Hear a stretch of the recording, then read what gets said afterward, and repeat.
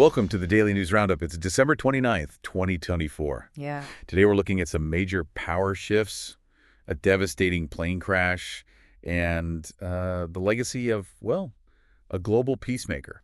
Really a lot to get into. Let's start in Syria, where the political landscape has really been shaken up. Oh, yeah.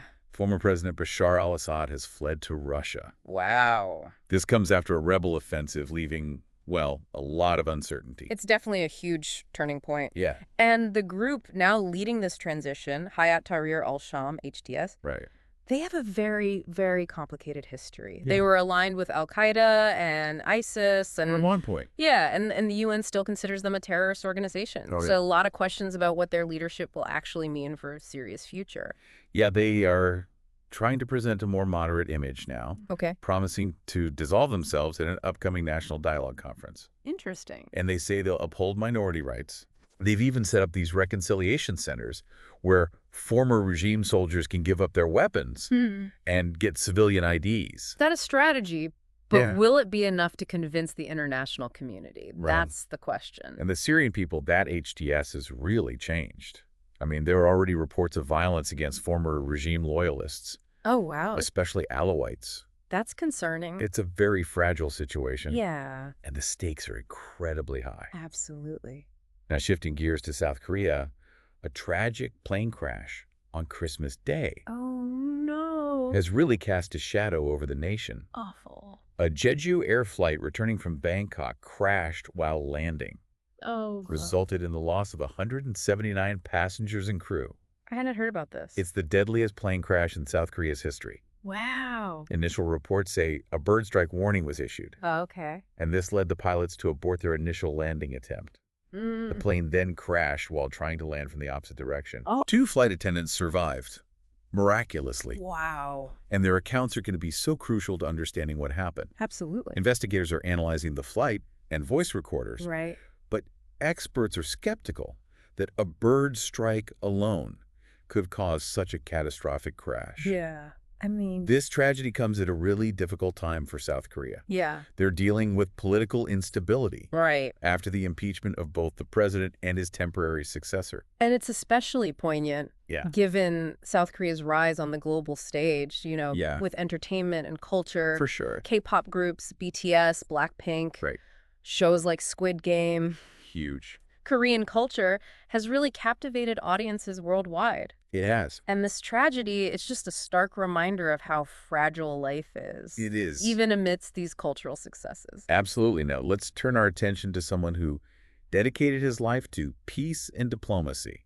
Okay. Former U.S. President Jimmy Carter, Of course. he passed away at the age of 100 work. What a life. What a life. From peanut farmer to president. And then to a tireless advocate Exactly. for peace and human rights. Yeah, it's truly inspiring. His presidency, while just one term, was marked by significant achievements, Like what? including the Camp David Accords. Right, the historic peace agreement. That brought peace between Egypt and Israel. A true testament to his commitment to diplomacy. For sure. But he also faced challenges. Yeah. The Iran hostage crisis, a struggling economy. Right. But despite those hurdles, it's his post-presidency work that really cemented his legacy. I think you're right. He established the Carter Center, Yeah. worked tirelessly to resolve conflicts, to improve global health, Uh-huh. and his hands-on humanitarian work. I mean, Building homes with Habitat for Humanity. exactly. Really exemplified his humility and commitment to service. For sure. His life really is a powerful reminder of the impact one person can have on the world. Couldn't agree more. Speaking of impactful events, there's a case in China involving the murder of a teenager Oh. killed by his classmate. Terrible. It's gripped the nation, this case. Yeah. It highlights the dark side of bullying and violence among young people. It does. The details of the murder, they're described as especially cruel. Oh, wow. It sparked outrage and calls for better bullying prevention programs and mental health support. Absolutely. It's a stark reminder that these issues demand our attention And action. and action. Totally. Now onto a chilling reminder of the power of nature. Okay. A tourist was killed in a shark attack off the coast of Egypt Oh, no. in the Red Sea. Wow. While shark attacks are relatively rare, they do underscore the importance of respecting the ocean Right. and following safety guidelines. Yeah. This incident is Particularly concerning given that the Red Sea is such a popular tourist destination. For sure. It's likely to raise questions about safety measures Yeah. and vigilance in these beautiful but potentially dangerous environments. Absolutely. From a reminder about nature's power to a potential case of foul play. We have news from Brazil of 3 women who died after eating Christmas cake. Oh, no, what? Authorities suspect arsenic poisoning. Oh, gosh. It's a developing story, Right. but it raises serious concerns about food safety. Definitely. Whether it was accidental contamination or something more deliberate, this incident is sure to spark investigations Yeah, and a heightened awareness about food safety. absolutely. Now, let's look at a story that highlights the risks faced by those working in conflict zones. Okay. The World Health Organization's Director General, Right. Tedros Adhanom Ghebreyesus, I know him. he had a harrowing experience in Yemen.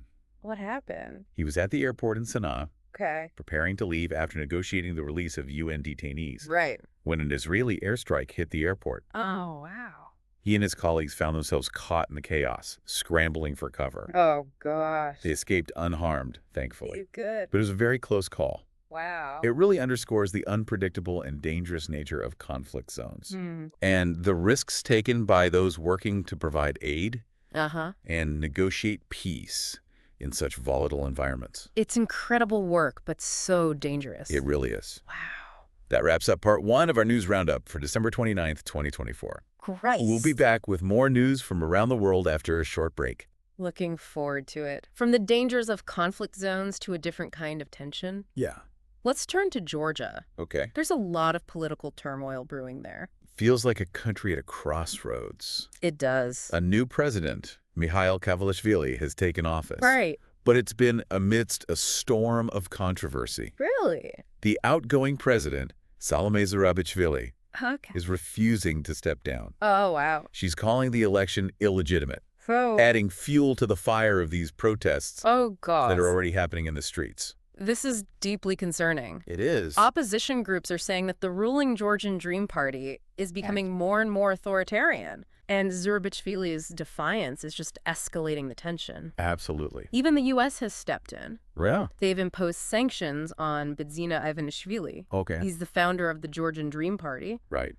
The U.S. is alleging that he's using his wealth and his influence to undermine democracy. It's a reminder that the fight for democracy Yeah. is never really over. It's an ongoing struggle. It is. For sure. From political storms to literal ones. Okay. Let's go to Barbados. All right. They're still recovering from Hurricane Beryl. Back in July. Yeah, back in July. Yeah. It hit the island's fishing industry especially hard. It's tough because Yeah. island nations are so vulnerable to these forces of nature. Yeah, you're right. And with climate change, Yeah. we're seeing more frequent and intense hurricanes. Right. And in Barbados, the loss of fishing boats Yeah.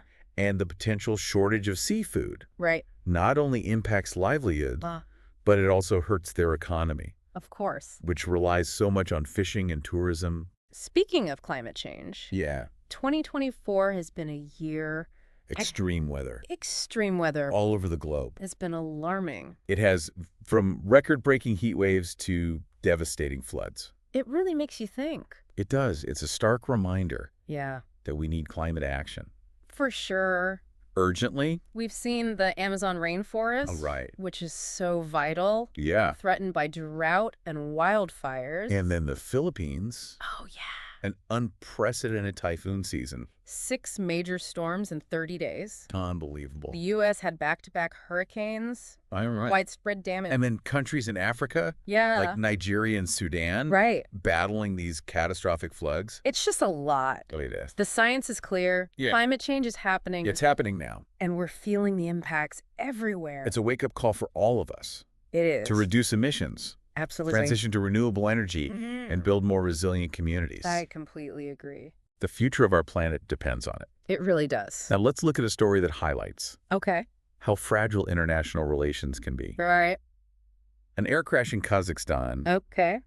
has created diplomatic tension between Azerbaijan and Russia. What happened? So an Azerbaijan Airlines plane Right. crashed on Christmas Day, Oh, no. killed 38 people. That's awful. It's believed that the plane may have been hit by Russian air defense systems while What? trying to land in Chechnya. Oh, wow. This has led to accusations of a cover-up Real. and demands for a full investigation by Azerbaijan's president. That's going to put a strain on things It is. between the two countries. On their relationship. Yeah. This tragic incident also raises concerns about Air travel. air travel, yeah, Especially in those regions. especially in regions with conflict or military activity. Right. It's a reminder that these geopolitical tensions Yeah. can have unintended and really devastating consequences. For sure. For innocent people just trying to travel. Yeah. Exactly. Wow. Speaking of ongoing conflicts, Okay. the situation in the Middle East continues to escalate. Right. The Israel-Palestine conflict Yeah. is taking a particularly alarming turn. In what way? The Israeli military has imposed a tightening blockade Okay. on parts of the northern Gaza Strip. This is severely restricting aid deliveries No. and access to essential services For how many people? for thousands of Palestinians. That's terrible. And in a move that sparked international condemnation, Really? Israeli forces evacuated the last major hospital What? in northern Gaza, Wow. claiming it was being used by Hamas as a command center.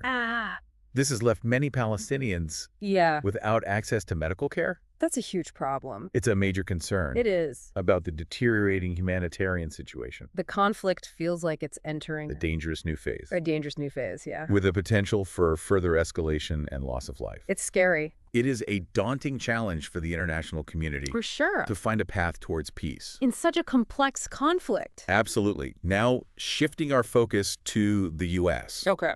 The murder of Brian Thompson, I saw that. the CEO of United Healthcare, Yeah. has really sent shockwaves through the nation. And it's ignited a debate about Yes, yeah. the state of healthcare. Healthcare in the U.S., Right. while the circumstances of his death Yeah. are still under investigation. Oh, It's unleashed a wave of anger towards insurance companies. makes sense. They're often accused of prioritizing profits over patients. Yeah. And creating this bureaucratic nightmare Right. for people seeking care. It can be so frustrating It can. too with the system. This tragic event has really reignited calls for healthcare reform in the U.S. Which is a country grappling with. Skyrocketing costs. Yeah. Complex insurance systems. It's a mess. And growing dissatisfaction with the status quo. And now, as Donald Trump returns to the White House, Yeah. a lot of people are wondering how his administration will handle this.